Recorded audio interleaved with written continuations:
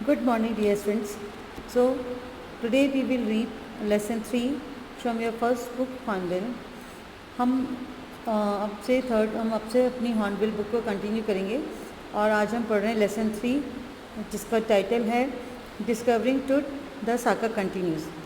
टुट वो इसका एक नाम है जो एक मिस्र का राजा था और सागा मीन्स होता है कोई गाथा, कोई कहानी। तो मतलब जिसकी ये जो लेसन है ये बेसिकली इसी के ऊपर बेस्ड है। टुट जो मिस्र का राजा था और ये स्टोरी अभी भी कंटिन्यू है, अभी ख़त्म नहीं हुई है। वो हम आगे पढ़ते हैं कि किस तरीके से ये स्टोरी अभी तक कंटिन्यू है, क्या क्या हो रहा है इस स्टोरी में।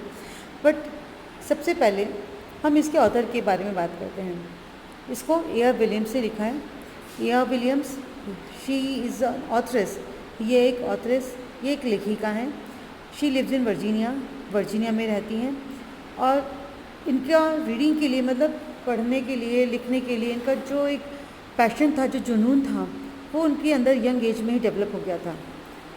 जब ये 4th ग्रेड में थी, मतलब जब ये 4th क्लास में थी, और ये एक जो नेशनल ज्योग्राफिक मैगज़ीन है उसकी पूर्व सीनियर राइटर भी रह चुकी हैं और साथ ही साथ उसकी ऑनलाइन जो न्यूज़ है उसकी भी ये एडिटर रही हैं।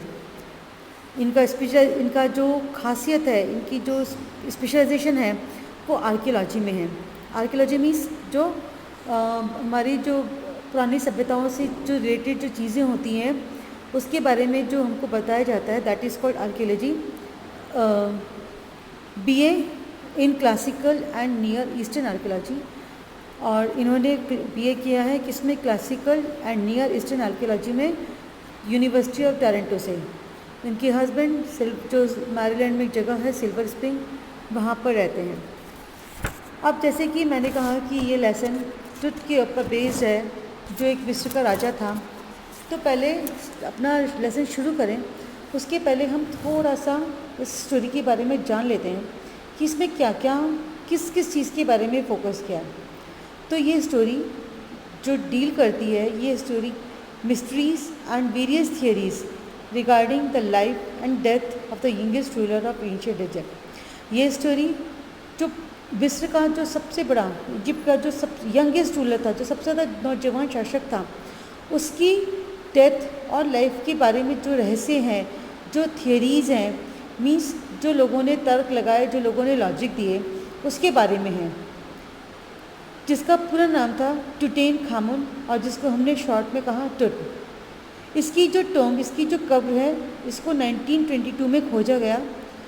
किसने खोजा इसको? होवर्ड कार्टर ने, जो एक फेमस आर्कियोलॉजिस्ट हैं। And since then his mummy has been subjected to x-rays and later a CT scan. और जब से इसकी टॉम्ब को खोजा गया है उस समय से ही इसकी डेड बॉडी को एक्सरेज और CT स्कैन, इसके साथ कई सारी ऐसी जांचें की गई हैं। These investigations have answered lots of questions and offered new clues on his life and death. ये जो इन्वेस्टिगेशंस, ये जो खोज की गई, इसके कई सारे आंसर्स हमें मिले। साथ ही साथ हमारे सामने कई सारे ऐसे प्रश्न भी आए जो उसकी लाइफ और डेथ पर से संबंधित थे, जिन्होंने हमें इसकी लाइफ और डेथ के बारे में कुछ क्लूज़ दिए। तो ये है इसका लेसन का पूरा जो बेस है कि क्या है इस लेसन में। आप हम अपना लेसन डिटेल में स्टार्ट करते हैं। He was just a teenager when he died. He means तो जब वो एक टीनेजर था जब उसकी डेथ हुई। The last year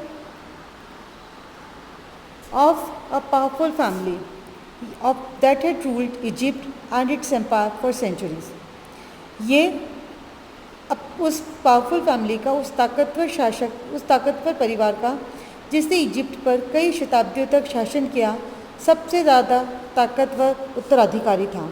here means उत्तराधिकारी एंड पावरफुल मीन्स सबसे ज़्यादा ताकतवर। He was laid to rest laden with gold.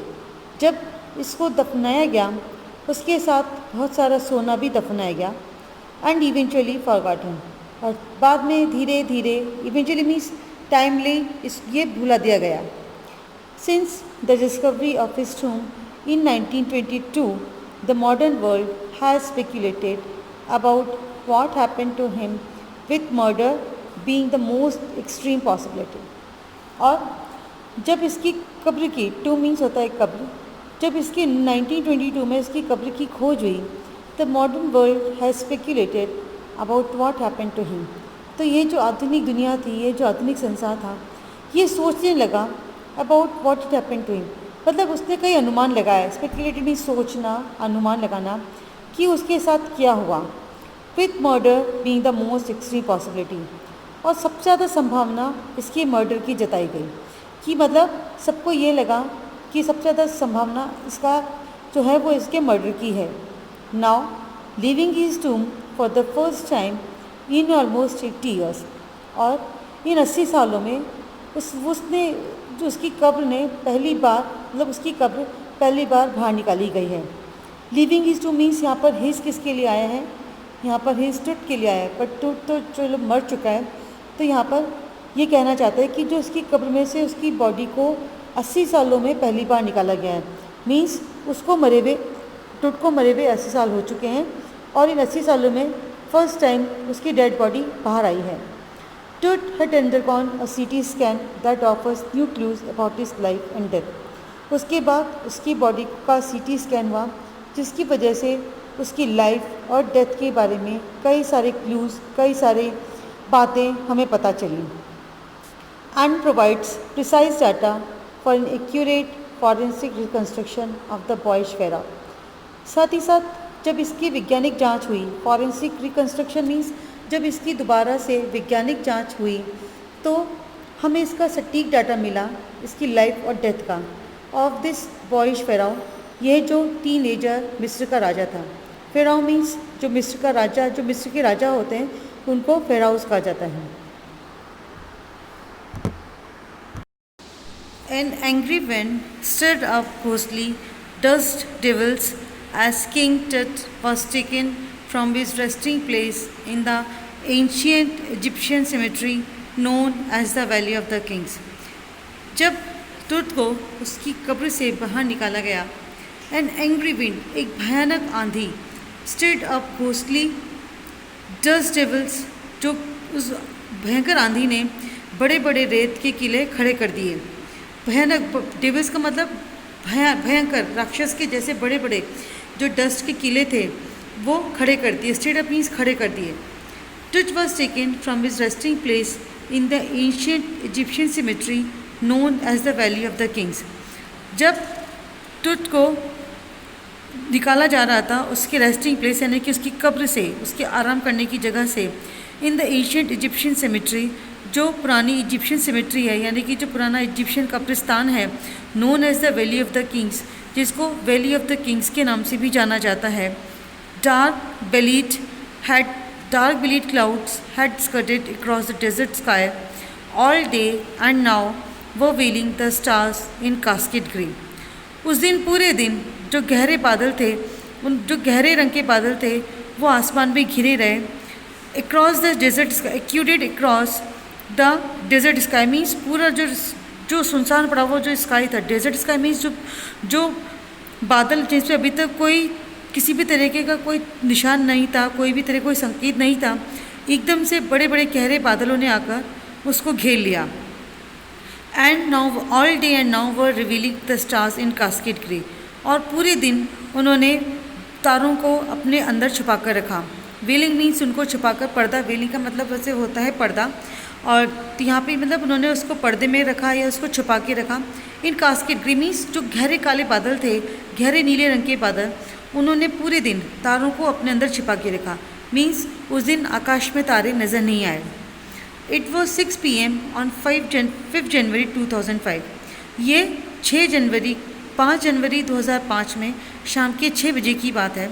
The world's most famous mummy glided head first into a CT scanner brought here to probe the lingering medical mysteries of this little understood young ruler who died more than 3300 years ago.